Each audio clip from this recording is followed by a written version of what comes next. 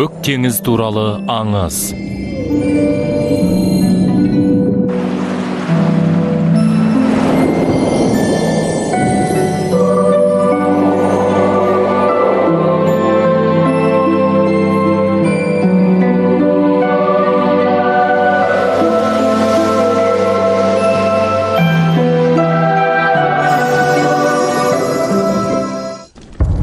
Өл. Және қайта туылма. Тоқтат! Қылмыскер Ким Тамрён. Ханның бұйрығын қабыл ал. Не дедің? Мойнына алмаған міндетті дұрыс атқара алмаған үшін және халықтың сенімін ақтай алмаған үшін Ким Тамрён үй қамағына алынып, одан соң Кеңсонға айдауға жіберілсін. Сондай бұйрық берілді.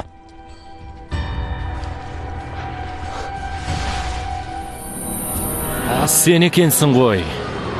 Су жылан сияқты неме. Аю аулаймын деп қоян аулағандай болдым ғой. Іздеуде жүрген едің, не болса да ақыры ұсталдың. Хэңан, мына жаққа көмекке адамдар шақыршы. Барам. Не? Өз еркіммен барам. Ешкімді шақырмай-ақ қойыңыз.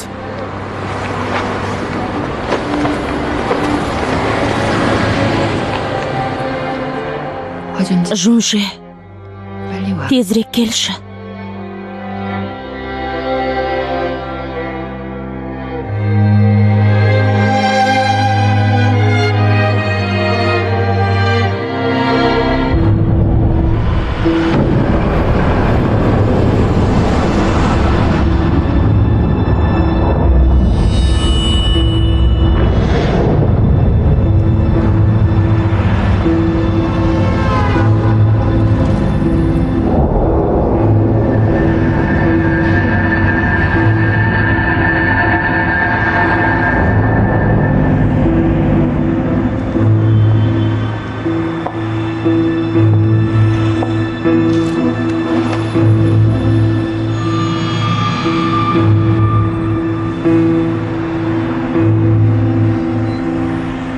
Жунже, қайда кеттің?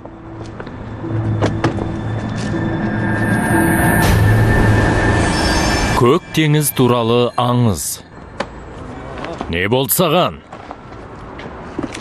12-ші бөлім.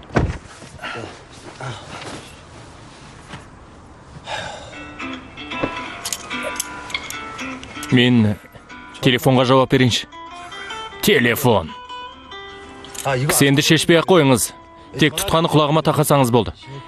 Жексұр неме, сен 3 жыл бұрын дәл осылай қашып кетіп едің ғой. Атанам уайымдап жатыр деп, сосын досыңды шақырып. Бұл жол олай істемеймін. Қызым жалғыз өзі күтіп тұр еді. Күте-күте сен келмеген соң, кететті. Мені қамауға алуға құжатың жоқ, және менің атымнан қозғалған қылмыстық істе жоқ. Әй-шай жоқ келіп ұстадыңыз, мен еш қарсылық көрсетпей дегеніңізді істедім. Негізі қолыма кісен салуға қақың жоқ, ал менің телефонға жауап беруге қақым бар. Бұл заңды бұзсаңыз, полиция қызметкеріне арналған заңның 12-ші бабы бойынша 1 жылға қара жұмысқа жегілесіз. Иә, жақсы, қара жұмыс істейін. Бірге істейік, бірақ сен ол жақта көбірек жүретін сияқтысың. Ей, бір тура.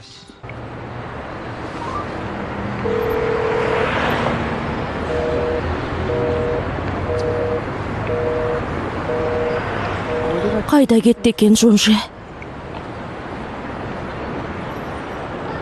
О, суғынай. Ей, мұнда неғып отырсың? Мадөйің ұстаймыз деп жігіттердің бәрі жинап алып. Мынау әлгі оңбаған ғой, аты жөнін өзгертіп алған. Хо Жунже. Әлгі алаяқ ба? Жаңа не дедіңіз? Мадөйің дедіңіз бе? Өтіріксеме. Мадөйің деген неме осы маңда жүрме? Білмейміз бізде. Сондай хабар алып келіп отырмыз. Біреу көріп қалған екен. Мені жіберіңізші. Ей, кеттік. Мына немені бөлімшеге апарып қайтып келейік. Миды жеп қойды өзі. Ақымақ неме. Сен не істеп жатқаныңды білесің бе өзің? Мені мұқият тыңда. Мадөйіңнің көздегені менмін. Не дейді мынау? Сен өзі нағыз алаяқ екенсің ғой. Ол сені аңдып не қылсын? Өзім де білмеймін. Егер расында да Мадейон осы маңда болса, демек ол мені аңдып келді. Бірақ қазір менің қызым жалғыз қалды. Тез телефонымды бер!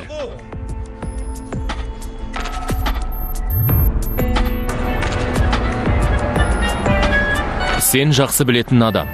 Бірді ұзағырақ басып тұрсаң, менің даусымды ести аласың. Тез жауап берші. Өтінем, жауап бер.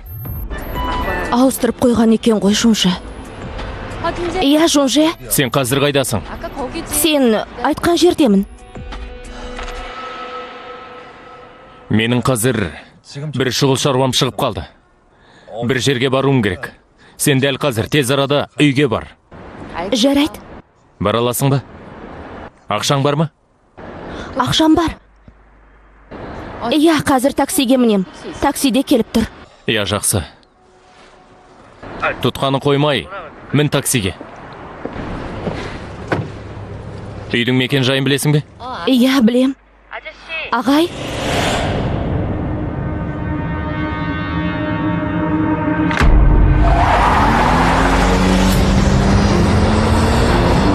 Не болды? Неге үндемей қалдың? Чоң, Чимчоң. Алло? Бүгінде бас киім киіп алыпты. Полиция киімін де киет, қара бас киім де киет. Бас киім киген адам. Мадейон ғой.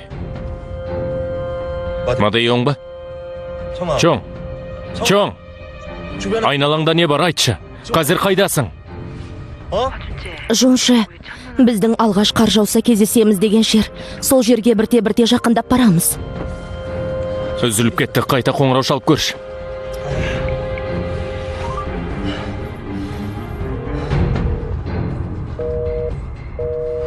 Жауап бермейді.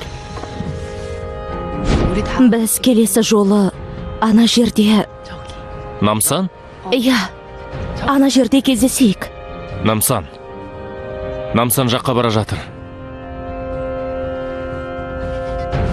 Мадейон такси көлігіне мініп өзі көлік жүргізіп бара жатыр. Намсан жаққа қарай кеттік, тезірек! Не дейді? Расымен барамыз ба? Иә, барып көрейік. Егер осы жол тағалдасаң, сен өз қолымен өлтірем. Егер ол қызға бірдеңе болатын болса, мен сені өлтірем.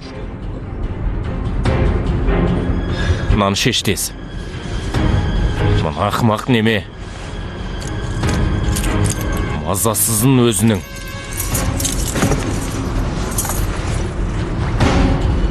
Не қып отырсың? Намсан жаққа күш жұмылдырып полиция тергеу жүргізсінде. Мекенді анықтау мүмкін емес. Тағы да мекенін таба алмай жатыр. Мадейон мінген такси көлігі Намсан бағытына қарай кетіп бара жатыр. Еңсаң Самдойон Жоңго аймақтарындағы бөлімшелердің бәрін жұмылдыруды бұйырам.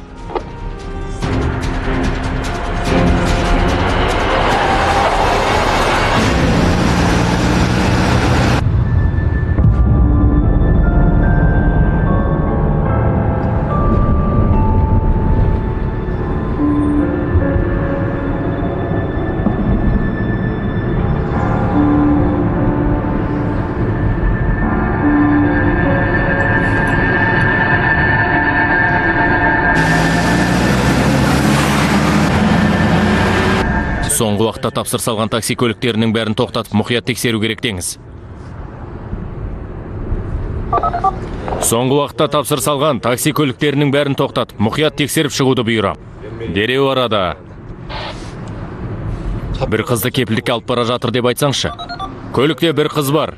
Шамамен 30 жаста. Ұзын шашты. Өте әдемі. Сондай, сұлу дейді. Ей, тезірек жүрсеңші. Мына ақымақ неме, таксимен келе жатсың ба?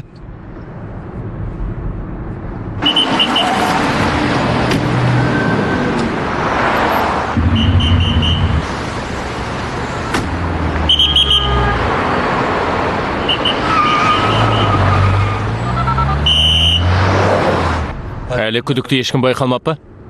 Жоқ. Ешкімнің көзіне түспей сытылып шығатын бір ғана жол бар. Ханул жол арқылы жаңа жолға түсіңіз. Туннель жаққа. Барайын ба? Көзге түспей Сеулдің орталығына қарай шығатын жалғыз жол. Сол ғана.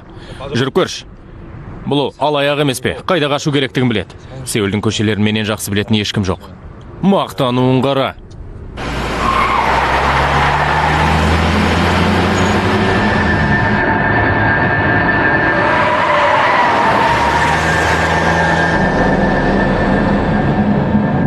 Мені шақыршы. Мені шақыршы. Мен естейін. Мен естеймін де, сен жаққа барам.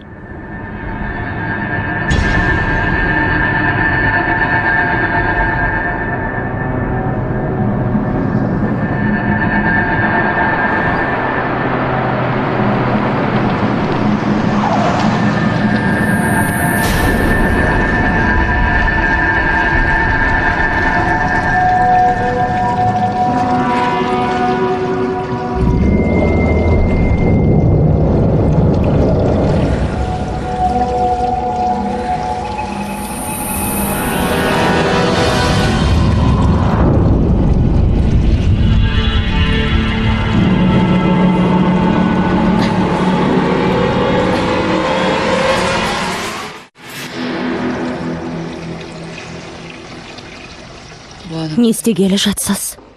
Тұрам деп әуре болма. Бәрібір қозғала алмайсың. Саған еш қиянат жасамаймын. Бірақ бір нәрсені білгім келсе, соған көзімді жеткізбей тағат таппайтын адам. Не нәрсеге көз жеткізбексіз? Мен соңғы кездері бір түрлі түстер көріп жүрмін. Алғашында жай ғана түс шығар деп мән бермеп едім. Бірақ сол түсім бірте-бірте өңіме айналып жатыр. Көрген түсіңізге менің қандай қатысым бар екен? Ол түс сен туралы ғой. Мен туралы. Нақты білмеймін, бірақ түсімде расында да су перісі екен ғой. Су перісі сияқты болдың. Суға түссе, су перісі болады да жерге шықса адам болып кетеді. Және су перісінің көзінен аққан жас інжу тасқа айналады. Бұл өзі аңызда емес. О баста мен де сенбеушім. Бірақ қайта-қайта түсіме кірген соң сені ұстап алып, бір суға салып, тексеріп көрейін дедім.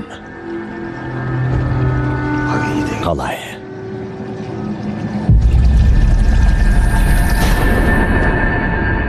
Әлі күдік тудыратындай көлік көрінбеді дейді. Бірақ біз қашанға дейін бұлай жүре бермекпіз. Заң тергеуші. Мынау әлгі Мадайоңның сырқатнамасын алған ауруханаға апаратын жол ғой. Иә, дәл сол жол. Бірақ ол аурухана алдыңғы жылы жабылып қалды емес пе? Иә, сондықтан да сырқатнаманы іздеп әбден әуреге түсіп едік қой. Ауруханаға барайық. Қазір бара жатырмыз ғой. Отырып алып бізге бұйрық берме. Тезірек жүрсеңші.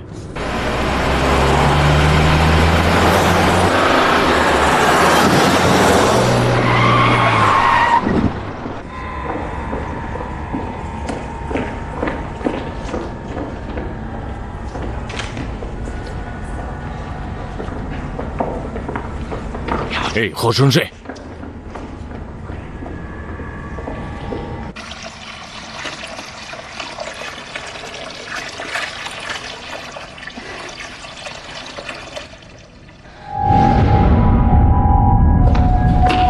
Чон! Чон!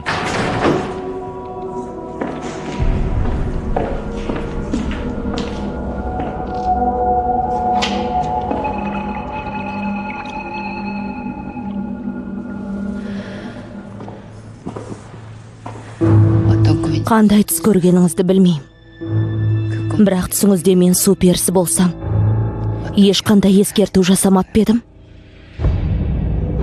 Су перісі өзіне тиіскен адамды ешқашан жайына қалдырмайды. Су перісі адамның жадысын өшіріп жібере алады. Ананы қараңызшы, мырза. Су перісіне тиіссең, су перісі адамды арбап, оның жадысын өшіріп жібереді дейді. Яғни су перісі адамдардан өзін осылай қорғайды деп естіген едім. Алдымен білгім келгені қанша төлей аласыз? Жабайы адам тамырдың жүз түбімен бағалауға бола ма? Су перісінен шығатын майдың құдіретті күші болады дейді. Мен қайтсем де бұл су перісін қолға түсіремін. Мақұлықтың көзін өз қолыммен жоям. Өлгенше таяқтың астын алып көз жасын көлдей ағызамын. Сенің жүретін жолыңа інжуден жол салып шығамын. Бұл мақұлық маған сондай қуаныш сыйлайтын болады. Түсіндің бе мені, ханымым? Өл, және енді қайта туылма.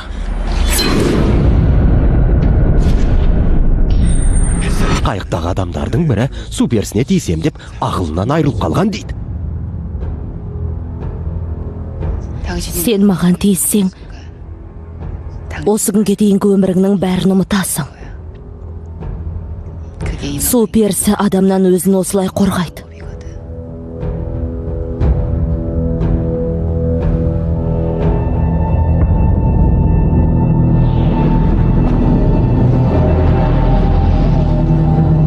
Байқап көр.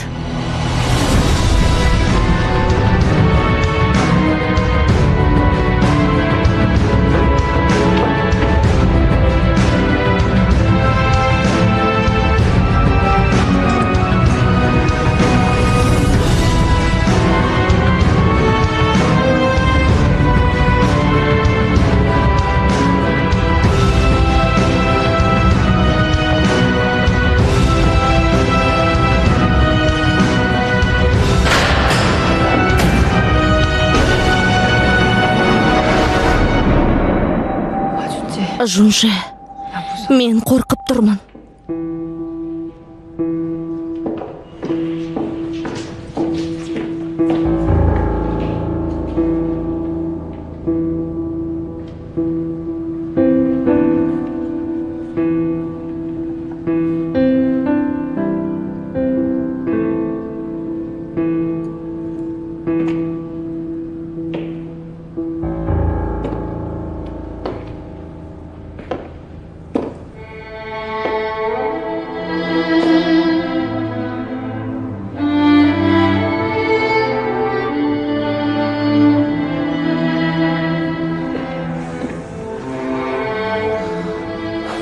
Кешірші. Тым кешіккенім үшін. Кешірші.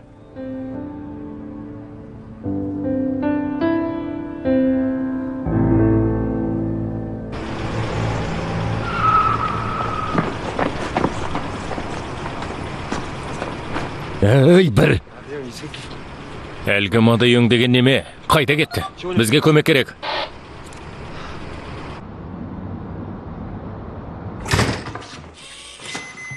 Ей, Жунже, жаңалықты көрдің бе? Бүгін Сеулде Мадайоңды ұстаймыз деп әр жерде көліктерді тексеріп шу болып жатыр. Айтпақшы, Мадайоңға іздеу салып жатқан тергеушінің кім екенін білесің бе? Әлгі Мими Хоңдонг бе?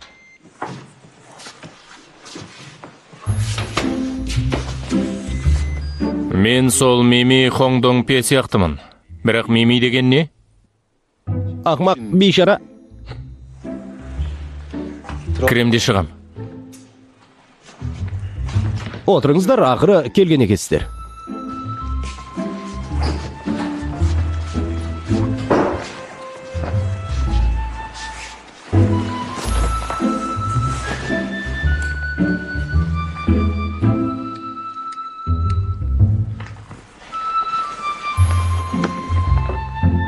Ей, мен сізді көрсем міндетті түрде өзіңізге айтпақ боп жүредім. Мен өлгенде өзімнің бар дүние мүлкімді халыққа таратып кетсем бе деймін. Бізді ұстап әкетесіз бе?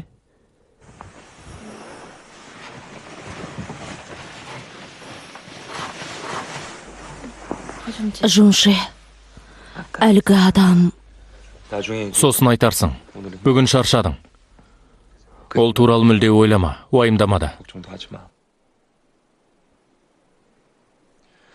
Бүгін осында жатып, жақсылап демал. Үстіңгі бөлмеге мен жата салам. Үйден шықсаң бейнет бар деуші еді. Өз үйім өлең төсегім деген рас екен ғой. Иә, сондықтан үйден көп шыға берме. Жай, үйде бол. Өмір бойы ма? Өмір бойы болмайды ғой. Неге? Мен Бұл жерді жалға алғам 2 жылға. Әлі біраз уақыты бар, шамамен 1,5 жылдай. Жалға? Иә. Шынымды айтсам, бұл үй менікі емес дегенім ғой. Мына жиһаздар мен төсек қана менікі. Кейін бәрін көшіру керек. Бәрін. Мынаның бәрін бе? Иә. Кім? Сен бәрін көшіруің керек. Себебі менімен бірге кетесің. Бірге?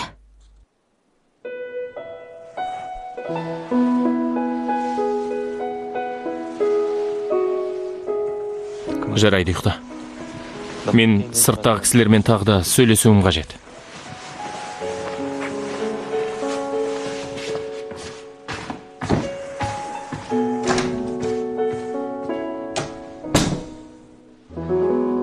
Шынымды айтсам, жаңа қызға қоятын бірнеше сұрақтарым бар еді.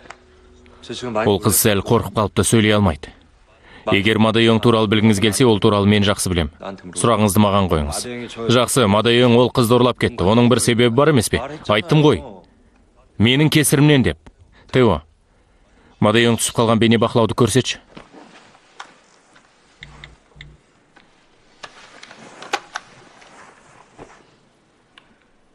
Мына өткен жолы кісі өлімі болған күн емес пе? Иә, солай. Менің айтқаным айдай келді. Сол күні бізді аңдып үйдің маңына келген. Және біраз күн бұрын қайталанғанда...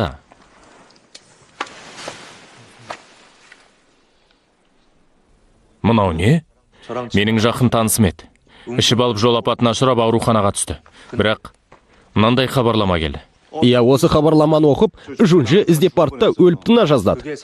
Жол апаты деп тіркелгенмен, оған да Мадаёңның қатысы бар деп ойлаймын. Сен Мадаёңның өзіне немесе жақындарына алаяқтық жасап едің? Жоқ. Бұлай нақты жауап берме, қайдан білейік? Не болса да, Мадаёңның қылмыскер екені анық. Бірақ сендерде мынау, бірақ бізді алаяқ деп қамауыңыз қиындау болар. Жәбірленуші тараптан шағым түскен жоқ қой? Шағым түсіре алмайды ау, себебі олардың да қылмысы ашылып қалады. Шағым түсірмесе істеген қылмыстарың болмай ма? Және сен барған жеріңде менің атымды жамылып жүреді екенсің ғой. Мен сіздің атыңызды жамылып, біреуден пара алып ешкімге зиян келтіргем жоқ. Тіпті біреудің атын жамылып деген күннің өзінде айыппұл төлесем болып жатыр емес пе? Ей, бір өзің тура сөзден жеңілмейді екенсің. Алдымен, әлгі Мадаёң деген немені ұстаңыз. Мен сізге көмектесем. Сен ұста дегенге ұстайды деп ойлайсың ба? Оны бұрыннан іздеп жүрміз ғой. Біздің мәселеміз жайлы Мадаёң ұсталған соң сөйлесерміз. Одан соң сізге не істе десеңіз де істеймін. Саған қалай сенеді екен? Үйімді де көрдіңіз емес пе? Менің жоғалтатын нәрсем көп болған соң, бас ауған жаққа қашып кете алмайым.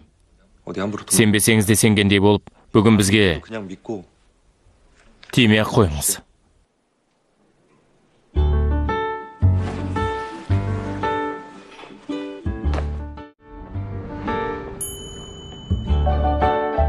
Кейін бәрін көшіру керек. Мынаның бәрін көшіру керек пе? Кім көшіреді? Сен көшіресің. Себебі менімен бірге кетесің.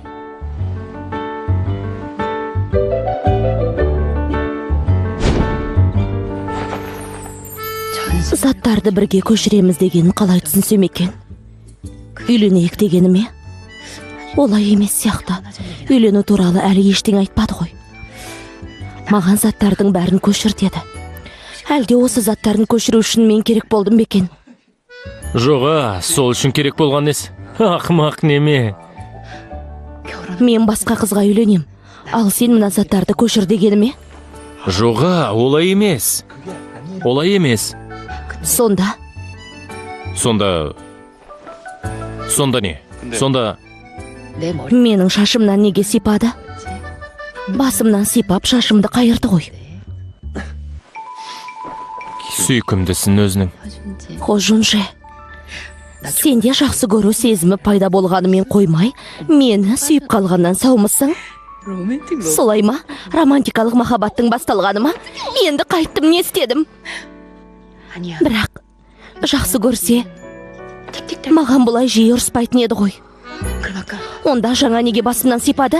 Жақсы көрген соң сипаға шығар? Жатын киімі жасыл түсті. Жунжи, мені бар болмысымен жақсы көріп қалғаннан соң ба? Ұйқы берші, ұйқы. Не болды, хожунже? Әлі ұйықтамадың ба?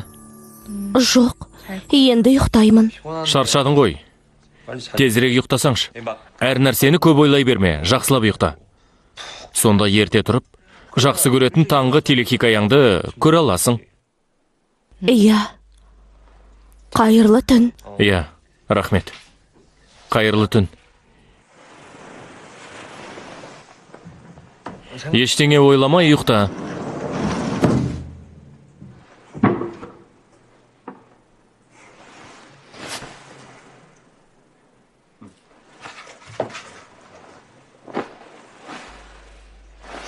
Өзі ренжулі сияқты. Неге ренжіді екен? Ойламашы ештеңе, өтінем. Мүмкін емес. Доғар Сонда да болды. қайырлы түн деп күлімсіреп айтты ғой. Ойлама деймін, Не үшін ойлама. күлімсіреді екен? Мені ойлаған емес пе? Расында да мені жақсы көрем екен. Жоқ, маған мына жүктердің бәрін көшіресің деді ғой. Әлде онысы үйленеміз дегенің белгісі ме екен? Бірақ іштей маған өкпелі сияқты ғой. Ай, Кубектің иесі жауап бермейді ғой. Тағы да жауап бермеді. Не де болса, бұл жақ біразға созылатын сияқты. Әрине олардың деңгейі әлдеқайда жоғары ғой. Біз бекер әуре болып жүрген жоқпыз ба? Қымбаттым. Дүниеде арам ақша деген жоқ. Сол сияқты бекер әуре болу да жоқ. Егер біз барымызды салсақ, түбінде бір нәтижесі болады. Солай ма? Тұра тұршы. Иә, хо президентті тағы бір байқап көру керек сияқты. Қане? Иә, ханым, қалыңыз қалай? Иә, ханым, өзіміз бір кездесіп отырсақ жақсы болар еді. Иә. Сөйтеміз бе? Жарайды, сағат 7-лерде сол жерде жолығайық.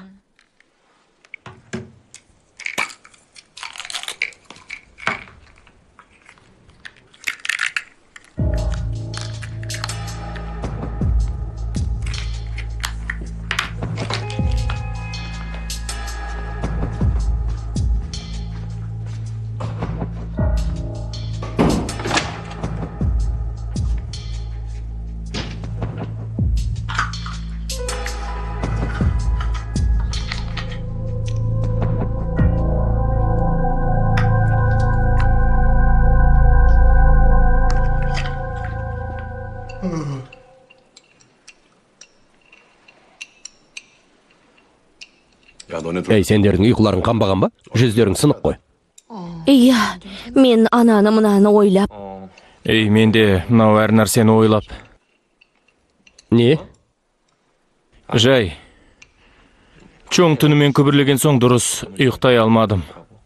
Күбірлеген мен бе? Иә, қатты. Қазір маған ашуланып отырсың ба? Не үшін? Бір түннің ішінде мені жек көріп кетті ме? Мен не істеп қойдым? Түнде ғана жүктерді бірге көшіреміз деп еді ғой. Аяқ асты не болды? Жоға!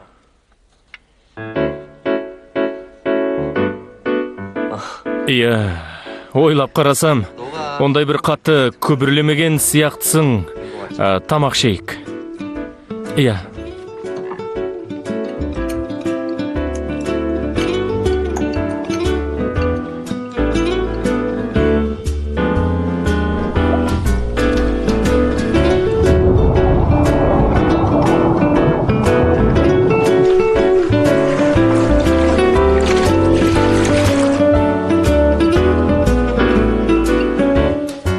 Аға, бүгін шырша алуға барамыз ба? Жаңа жылдық шырша? Менің де барғым келеді. Менің де. Сен үйде қал. Намдуаға Тео үшеуміз барып келеміз, ал сен үйде қала бер. Жақсы ма? Жалғыз қалам ба? Жалғыз қаласың. Жақсы көретін суыңа рахаттанып төс. Маған неге жалғыз қал деді? Жалғыз қал сынап көрейін дегені ме? Не үшін?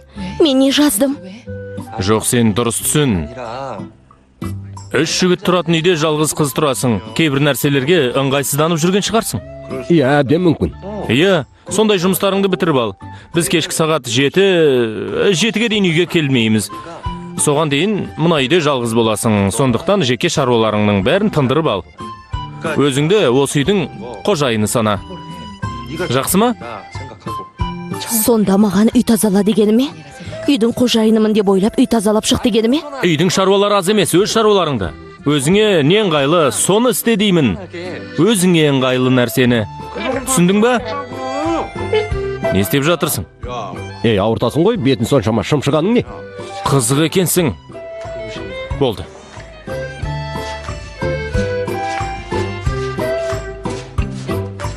Менің бетім неге ысып кетті? Шымшыған соң осылай ысып кетті ме? Жоқ, шымшымаса да ыстық сияқты. Маған не болды? Олай болса, шырша алып, шарап пен жейтін бірдеңелер алып, кешке бәріміз кішігірім той жасайық. Шиянды шақырайық. Сөйтейік. Жақсы, онда мен киініп алайын, 10 минуттан соң шығамыз. Бетім ауырса да, көңіл күйім сондай жақсы. Бұл қандай сезім? Менің есім ауысқан ба? Мұндай жақсы сезімді өзім ғана бастан өткергенім дұрыс емес. Жонжы де сезінсе дұрыс болар еді. Ей!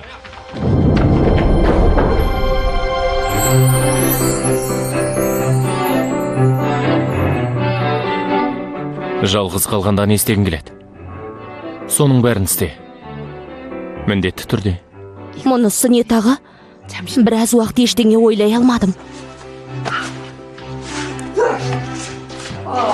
Бұл нені білдіреді? Мен туралы не ойлағаны бар сонда? Қалай түсінсем екен? Мені жақсы көреме? Бұл қалай болғаны?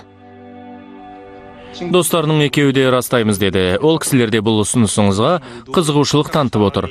Әлгі алдын ала жіберген құжаттар арқылы бәрін анықтадық. Бірақ президент мырза, өсиет хатты асықтырып жатқаныңыздың себебін... Менің ұлым Жунже бар емес бе? Өзімнің дүние мүлкімнің бәрін соған қалдырғым келеді. Акцияларымды, жылжымайтын мүліктерімді, шетелдегі мүліктерімді. Бәрін дейсіз бе? Мүмкіндігінше бәрін. Бірақ президент мырза, қазіргі жұбайыңызбен ол кісінің ұлы Хо Чи Хэнға да дүниеңіздің бір бөлігі тиесілі болу керек. Сонда кейін олар шағымданып ешқандай мәселе туғызбайды. Олардың үлесін алып тастасақ, Жунжеге қаншасы тиесілі болады? Кем дегенде 60% тиесілі болады. Жылдың соңында қарбалас болсаңыз да уақыт бөлгеніңізге рахмет. Ештеңе етпейді. Бүгін сізді мен қонақ қылайын. Ылғи сіз бізді қонақ етіп жүрсіз ғой. Жоқ, мен төлеймін. Қытай шарабына қалай қарайсыз? Жақсы. Алып қойыңыз. Қане, мен де шейін.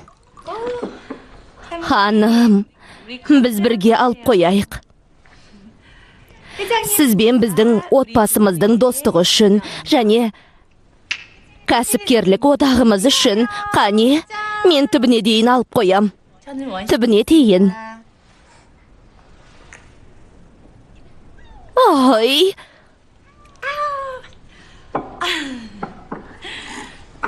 Алып қойыңыз. Айтпақшы, менің күйеуім өзі бір көп сөйлемейтін адам ғой. Сіздерге әне-міне айтам деп әлі айта алмай жүр. Біз ортақ инвестор болған соң... Иә, қазір. Ли қорғаушы. Әрине. Иә. Өзіңіз реттей беріңіз. Әпке. Жасыңыз менен үлкен емес пе? Сіз кәрісіз ғой. Сол үшін маған әпке боласыз. Қане әпке, алып қояйық. Жинжу ханым, сіз мас боп қалдыңыз. Мен мас боп қалған шығармын. Бірақ сізге қатты ренжулімін. Соя соусы, буға піскен ет, оған қоса кимчи. Менің сізге апарып берген тамақтарымның бәрін қоса, бір мейрамхананың мәзірі шығады. Әй, бәрін жеп алып, енді түк білмегенде жүрсің ғой. Ұят бар ма өзіңде? Әй. Ким мырза, көлікті дайындаңыз. Біз сыртқа шығайық. Аузыңды жап. Одан да мені тыңда. Жақсылап тыңдап ал. Бізді кіргізесің бе жоқ па? Мастығың тарқаған соң шығарсың сыртқа. Әй, сен де қолыңнан түк келмегесін, сыныптасыңның күйеуін айналдырып алып. Әй, сені де. Не? Сен қазір не дедің? Мен Каңнан басылымнан бәрінде оқыдым. Мектепте бірге оқыған сыныптасыңның күйеуін айналдырып алып, ал ол құрбысы болса, із-түзсіз жоғалып кетіпті. Олын үйден қуып шығып, бір отбасының тас талқанын шығардың. Расында да әйел бұзылса елді бұзат деген. Өзің мықты екенсің. Солай ма?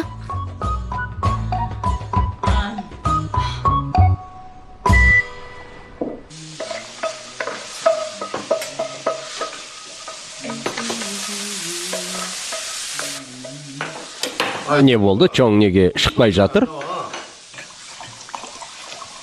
Мына киімді кисем бекен? Жоқ, Жунже қысқа кигенімді жақтырмайды. Әрине. Мынау ұзын. Жоқ, бұл тым қалың. Ыстықтауға да болмайды.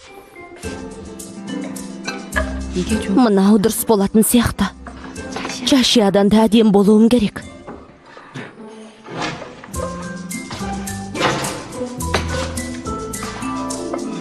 Охо! Бүгінгі кештің гүлі Чоң, бүгінгі кештің гүлі. Сондай әдемсің.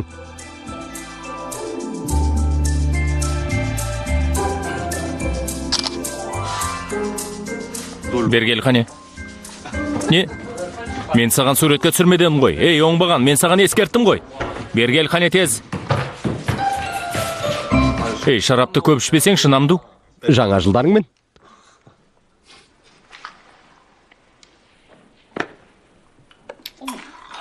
Мен де істеп көрейінші. Сөйтесің бе? Иә.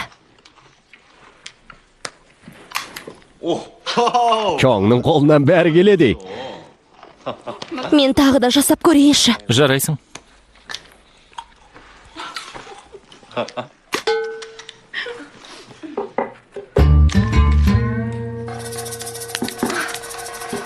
Мен дұрыс жасай алмайды екенмін. Мынаны былай ұстап, сосын не істеу керек? Міне, мына жерге қоясың да, Иә. мына жерден ұрсаң болған. Бұлай. Мен неге мұның бәрін жарысып дұрыс деп отырмын? Мен дұрыс дегенімнен Жунже маған үйрете алмай қалды ғой. Неге бұл нәрселердің бәрін дұрыс дейді екем? Бірақ қоя салайын десем де қоя алмайын. Бәліш сондай дәмді екен. Ой, күле бермей дұрыстап үйретші. Иә. Дәмді ме екен?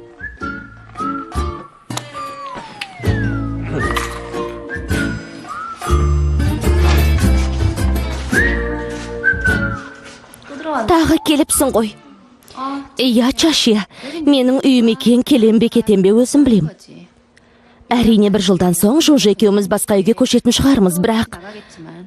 Не? Сендер сонда Жунже екеуің үйленетін бедіңдер? Әлі нақты ештеңе айтпады, бірақ арамызда сондай жоспар бар.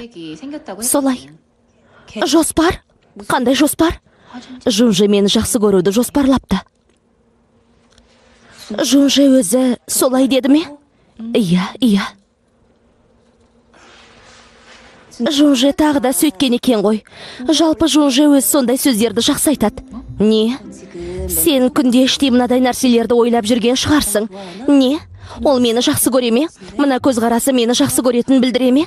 Әлде жай қамқорлық танытып жүрме? Бірақ жақсы көру сезімі пайда болды деп еді, оны қалай түсінсем болады?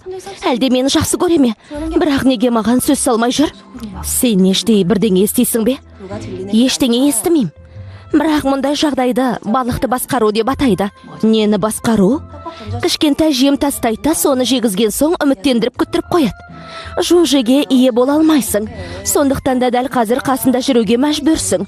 Ал мен дәл қазір сондай күйде жүрмін. Ауға түскен балықтай. Бірақ мен балық емеспін ғой. Жоқ, сен балықсың. Осынша уақыт жүргенің жетер енді. Өзіңнің бұрынғы мекенің өзеніңе ме, теңізге ме қайт енді.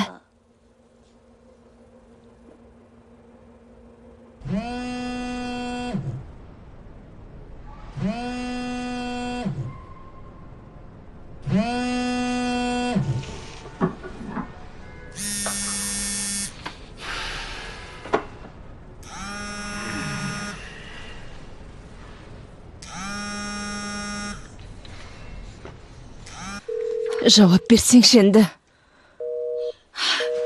Ей, бір. Апа, Иә, Чихен. Не болды? Бір нәрсе айтайын деп пе едің? менің әкем кім? Иә. Әкең жатын бөлмеде ұйықтап жатыр. Менің туған әкем дейм. Не болды? Аяқ асты оны неге сұрадың? Баяғыдан білгім келген. Тек сұрай алмай жүр едім. Чихен. Туған әкең сені өзінше жақсы көреді. Осы күнге дейін саған көрінбегені, сені бақытты болсын дегені ғой. Және саған ол туралы айтпай жүргенімде, сондықтан сен оны білмей ақ қойсаң да болады. Жарай ма?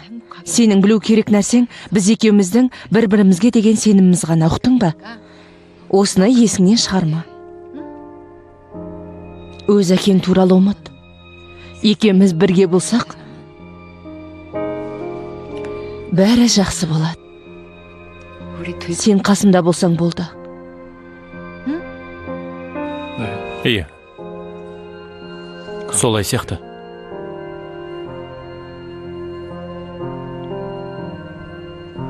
Расында да солай сияқты.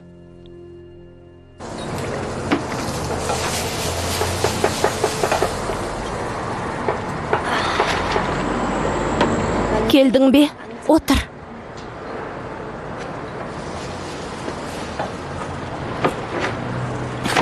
Не болды, әпке? Алдымен алып қой.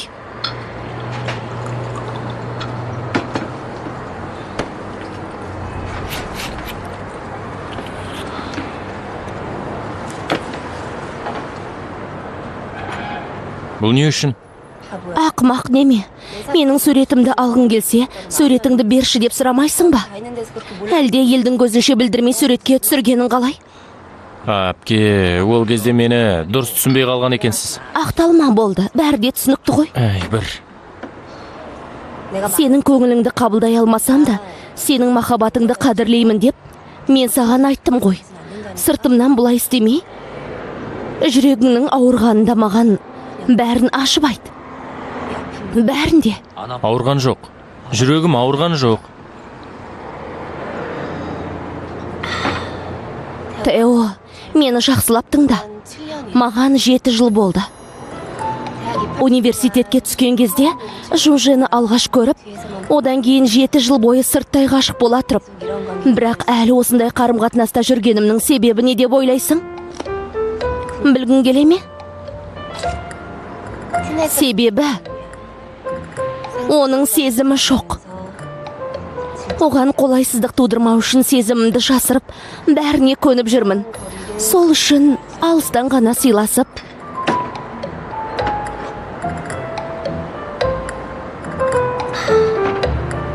иә, есейгендегі махаббат осындай болатын сияқты. Жунже, тұтқаны қоймашы. Қоймашы. Сенің ғана жоспарың бар ма? Менің де жоспарым бар. Мен сенімен құдаласпай-ақ тұрмысқа шыға салам. Қазір бәрі солай істейді ғой. Кішігірім той жасайды. Мен де сөйтем. Жежудоның тауында немесе Қаңуаңдоның егіс алқабында қазан көтеріп той жасайым. Балалы болсам, тұсаукесер жасамай, халықаралық балалар қорына ақша қосам.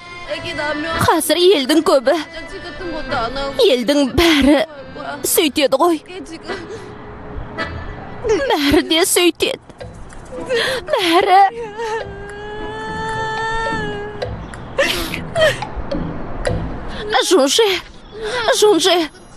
Жунже, тұтқаны қоймашы. Әй, сені ме? Мен не істеп жүрмін өзі? Мені менсінбегенің бе? Солай ғой. Солай ма? Әй, сені ме?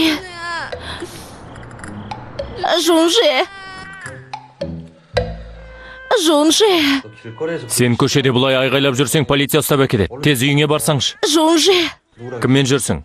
Теомен бе? Жонже. Теоға үйге жеткізіп салды. Енді мен расында да тұтқаны қоям. Расында да Шияның телефон соққанына қарағанда жылдың соңы болған сияқты ғой. Ол қыз шыдап жүреді де жылдың соңы болғанда ылғи өстейді.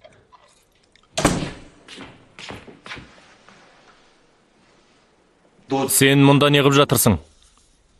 Өз бөлмеңе бар.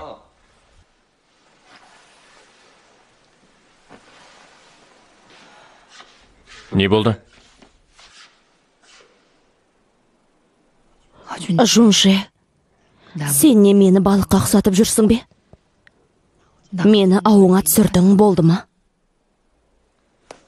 Бөлмеңе бармайсың ба? Мұнысы нес? Түріңді көргім келмейді дегені ме? Көзіңді құрт дегені ме?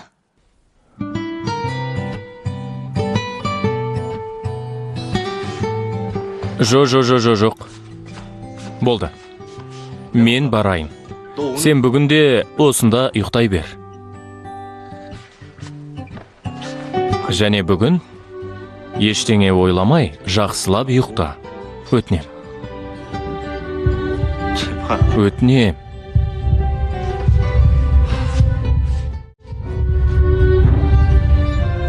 Менің тағы да жүрегім дүрсілдеп қоя берді. Бұл аудан сытылып шығуға болмай ма?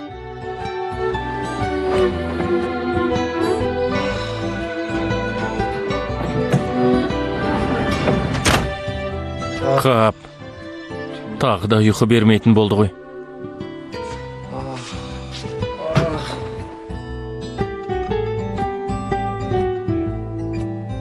Менің қатты ұйқым келіп тұр. Қанша күн болды ұйықтамағалы. Әй. Әй.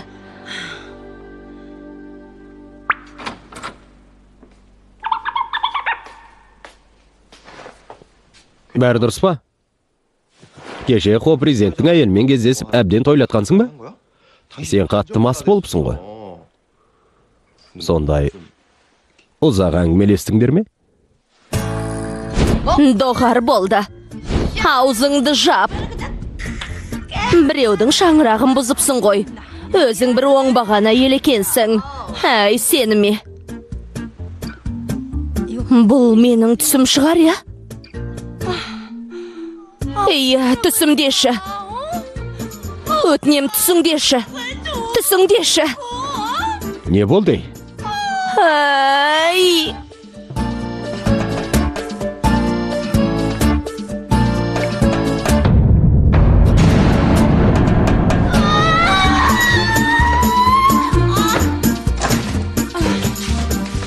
Кешіріңіз, ханым. Бүгін қан қысымына дәрі алу үшін ауруханаға барып келейін деп едім. Барып кел.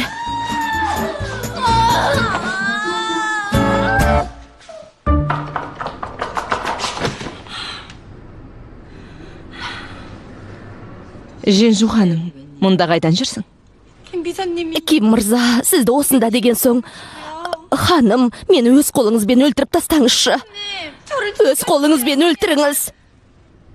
Өлтіріп тастаңызшы дейсің бе? Иә. Мен негізі ондай адам емес едім. Кеше не болған өзім де білмеймін. Мүлде есімде жоқ. Не болды? Каңнам басылымын оқып жүре бермедің бе? Каңнам? Ханым, мен ондай нәрселерді оқымаймын да. Ханым, кеше артық бірден айтып қойсам, ол мен емеспін. Иә, ол менің шынайы болмысым емес. Жай менің ішімде өмір сүріп жатқан бір хайуанның ісі.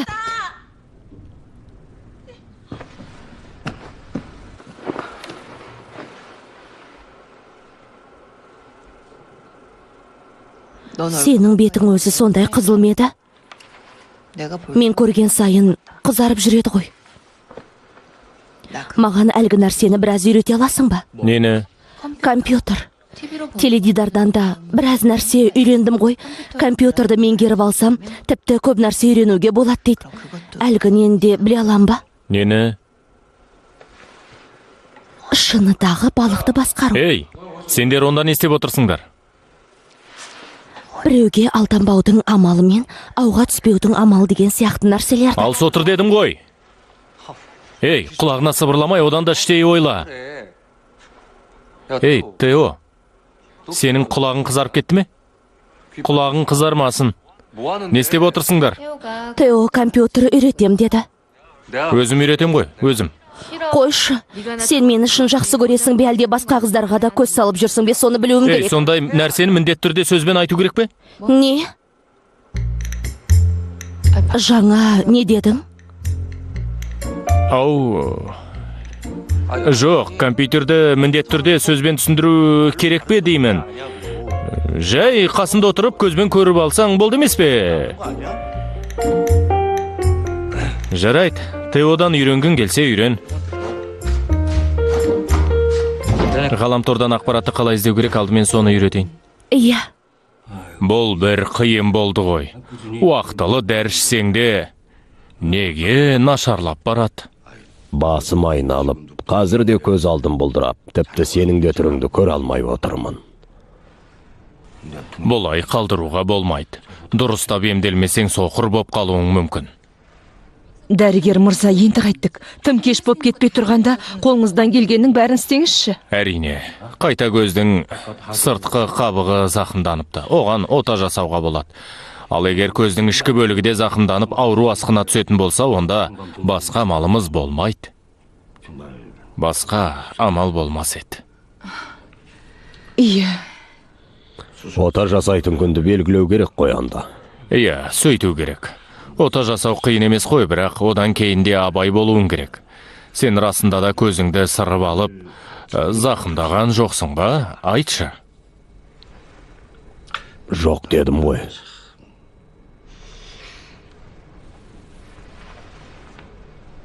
Осында отыра тұрыңыз. Мен барып құжаттарды тіркетіп келейін. Жақсы.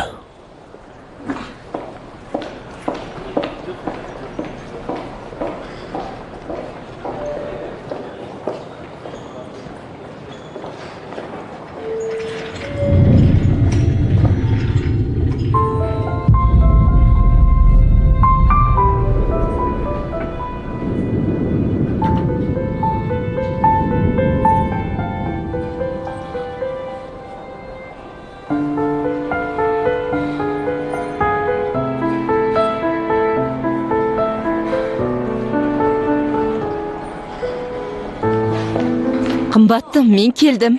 Кеттік. Иә. Қымбаттым. Иә. Чехионмен бірге түскі ас ішіп, сосын үйге барсақ қалай қарайсың? Жақсы, сөйтейік. Сіздің не жегіңіз келеді? Маған бәрібір. Бәрібір?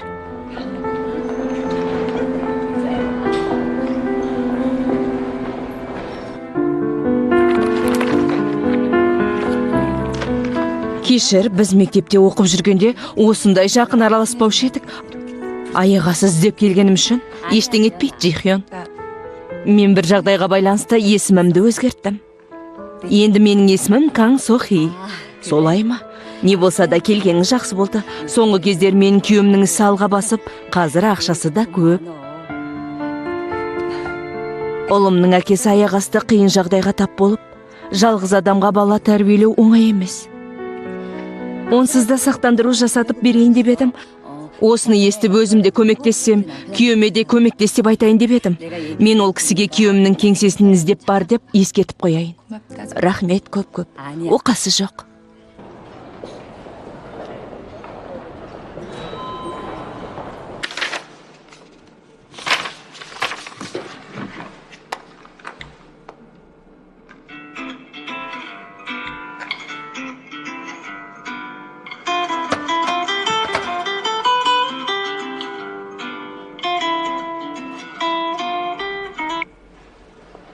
Не болды? Жунже, туған баласың ба? Бұл мен ғой, өгей бала. Сен не, мен сондай жақын араласам деп ойлайсың ба? Жоқ, олай болуы мүмкін бе? Өгей бала, туған баламен ешқашан дос болған емес. Ішіп алғансың ба? Жунже, Мен сенің әкеңді қорғай алмаймын ау. Өз әкеңді өзің қорға. Ал мен анамды қорғайым. Анамды. Сен не айтып тұрсың? Өгей баланың туған балаға берген соңғы ескертуі мен сыйлығы.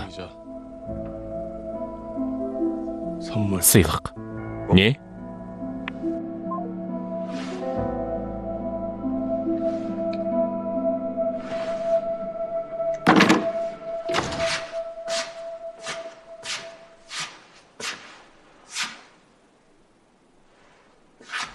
Мұның не? Енді мына бөлмені менен тартып алмақсың ба? Сенен бір нәрсе сұрайын деп күтіп отыр едім. Не болды?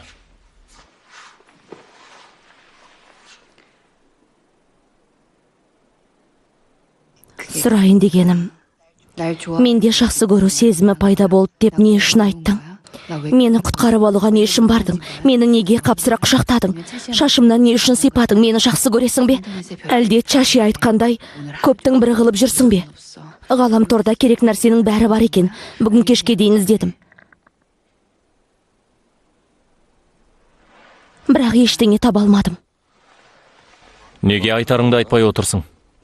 Жоқ, ойымды әлі жинақтай алмай отырмын. Сен ойыңды жинақтап тосылмаушы едің ғой. Ойыңды ашық айта салушы едің. Жоқ, ойымды жинақтап сосын айтармын. Бүгін түнде жақсылап ойланамын. Жақсылап ойланамын? Сен сөйлеп тұрмысың? Иә. Таңға дейін жақсылап ойланып, ойымды жинақтап, ертең айтамын. Жарай ма?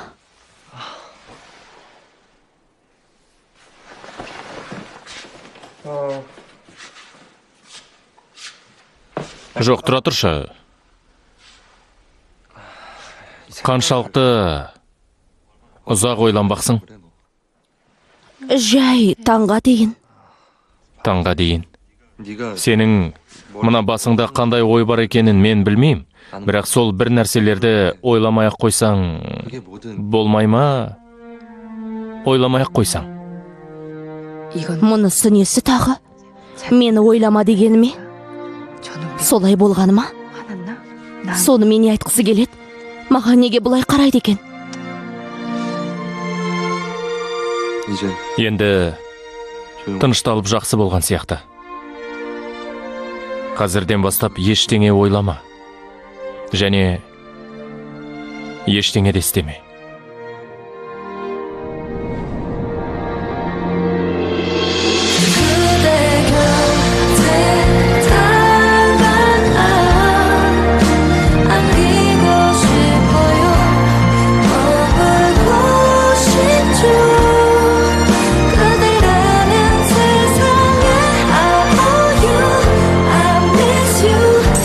Екінші бөлімнің соңы. Фильм Шаһар телерадио кешенінің тапсырысы бойынша аударылып дыбысталды. 2017 жыл.